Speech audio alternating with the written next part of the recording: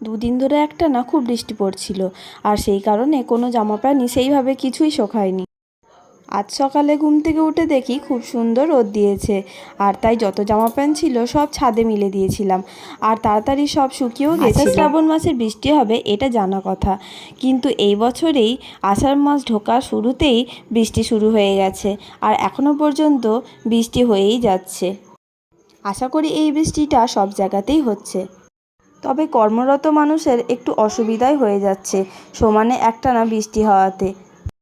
তোমাদের কার কেমন অসুবিধা না সুবিধা হচ্ছে কমেন্টে জানিও। কিন্তু দুপুরও হয়ে গেছে, আর আমি সব ছাদে জামা প্যান্টগুলো তুলে নিয়ে নিচেতে আসতে সিঁড়িতে অর্ধেক সিঁড়ি এসে দেখি আমাদের ব্যালকনিতে মানে সিঁড়ি দিয়ে একটু ওপরে উঠেই জানলাতে দেখি একটা হঠাৎ করে বাঁদর এসে বসে পড়েছে। আর বাইরেতে অনেক বাঁদর এসছে, আর বাঁদরটা এসে বসেই একদম হাত বাড়াচ্ছে, আর হঠাৎই মনে পড়লো যে কিছু একটা খেতে। দাদা বলল ঘরে যদি কিছু থাকে বাঁদরটাকে দে, ও যখন এসেছে ওকে ঘুরিয়ে দিস না।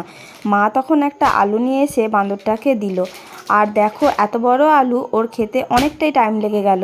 আমি তাই দেখলাম সেই সময় যে হঠাৎ করে তোমাদের সাথেও একটু শেয়ার করি।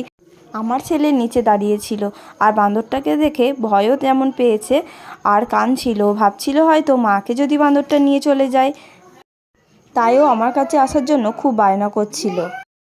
বাড়িতে একটা কলাও ছিল, আর ওর যেই আলুটা খাওয়ার শেষের দিকে হয়ে এসেছে সেই একটা কলা দিলাম, আর ওই একটুখানি আলু ফেলে দিয়ে কলাটার সঙ্গে সঙ্গে ধরে ও খেতে লাগলো।